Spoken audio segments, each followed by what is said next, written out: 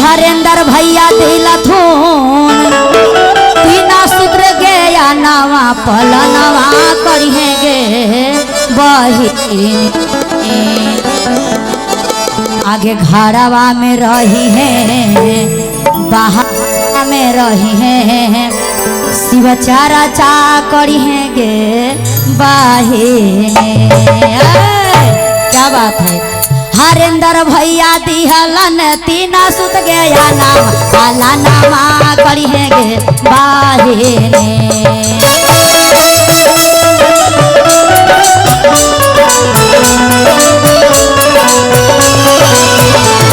हरेंद्र भैया देला धुन तीना सुत गया नामा पाला नामा करिहेगे बाहिने।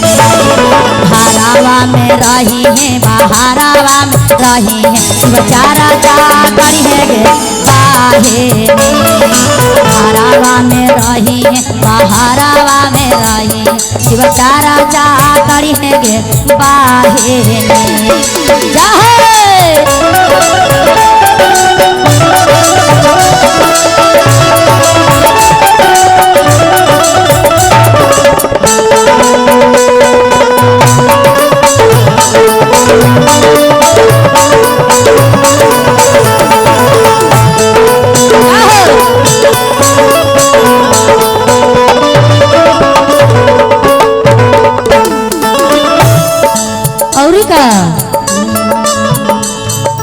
भांगिया धतुरावा के भोगावा लगाई है चारा चावा करिहेगे बाहिन।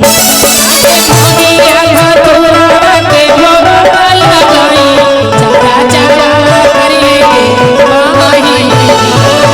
भांगिया धतुरावा के भोगावा लगाई है चारा चावा करिहेगे बाहिन। भांगिया धतुरावा के भोगावा लगाई चारा चावा करिहेगे बाहिन। अब बिगाड़ल सासुरन के दी है गया नामा गाया मंगेगे बाहिन। बिगाड़ल सासुरन के दी है गया नामा गाया मंगेगे बाहिन। दाया मंगेगे बाहिन दाया मंगेगे बाहिन।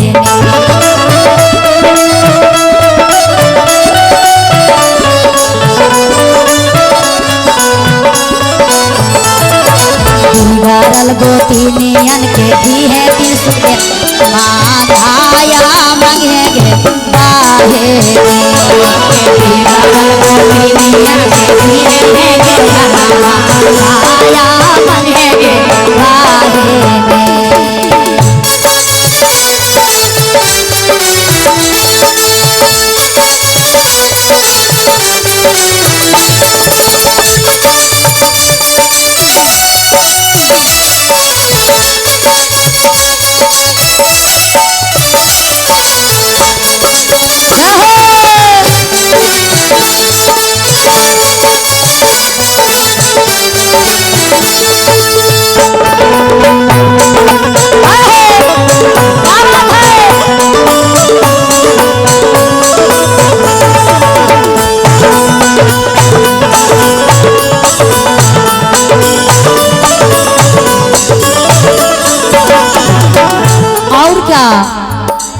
बाबा भोलेनाथ से जो भी घर में रहते हैं या बाहर में रहते हैं, दीदी जी हम ये नहीं कहना चाहते हैं भाई कि हमरे ऐसा सब जिला में गावे जई हो ना।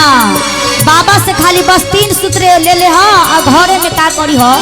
हमर तो भाषा ज्यादा करके हको मगही हम बोले ही इस तरह के ज्यादा करके बोलो हुआ समझो ना बात।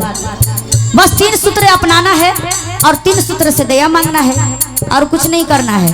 और देखो जिनकर सास बिगड़ल रहत तो कहिए कि ये जी तो हो ज्ञान में ले लो ना जी, फिर हमने सब ई धरती पर दोहरा के अबू और जो बिगड़ल पुतोहिया रहथिन उनका समझावल जाए कि एक कनाए और तनी तोहू तो ले लो, दोनों मिल के लेब तो बहुत ज्यादा खास सही रहतो का कहेगे। और जिनकर पति जी रहता तुम तनी मनी पिया को उनका कहिए कि ये जी तनी मनी पीहा, लेकिन कम से कम 3 सूत्र के ज्ञान लीहा। दीदी ये चीज सब कारबार कर के यहाँ से चले के है पुरानका घर, ये तो नैहर है दीदी, अपना ससुराल कौन चलेला है और कैसे बिगड़ला पति जी के दिया गया नाम भजनिया करवई हागे बाहेने।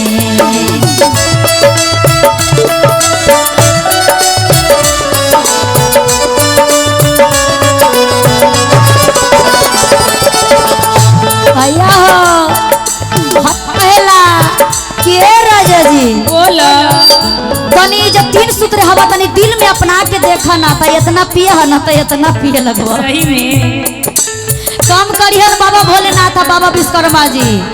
हंसे के आई दीदी बहुत कम हो गई है बे, बिहार में शराबबंदी ना है। हमार नीतीश चाचा जी ऐसा कैलन है कि कम तो करिए दिलन है, लेकिन पिए वाला के कमी न है दीदी। कैसहू जुगाड़ कर ही ले दावा के रूप में। हाँ वैशाली देखा जाए तो उस सब पर बाबा भोलेनाथ कृपा करथिन, दया करथिन ना। बिगड़ला पति के दिया तू गया नाम भजनिया करिहा गे बाहेने। बिगड़ल समिति के दिया तू गया नाम भजनिया करिहा गे घरवा में रही हा बहरवा में रही, शिवचारा चाना चोरिहा गे बाहेने। घरवा में रही हा बहरवा में रही, शिवचारा चाना चोरिया गे बाहेने। घरवा में रही हा बहरवा में रही, शिवचारा चाना चोरिया गे घरवा में रही हा बहरवा में रही, शिवचारा चाना चोरिया गे प्रेम से बोलिए शिव गुरु बाबा की जय। आज हमारे जो साहेब भैया जी 3 सूत्र बतला के गए हैं, वही 3 सूत्र के हम लोग पालन कर रही हूँ दीदी। और बाबा भोलेनाथ के जो भजन गा रही हूँ, जहाँ भी जाती हूँ सबसे पहले हमारे साहेब भैया के नाम लेते हैं, उसके बाद हमारे बाबा भोलेनाथ। क्योंकि ये जो 3 सूत्र हमारे साहेब भैया हरेंद्रानंद जी नहीं बताते दीदी, और हमारे नीलम दीदी तो हम लोग नहीं जानते।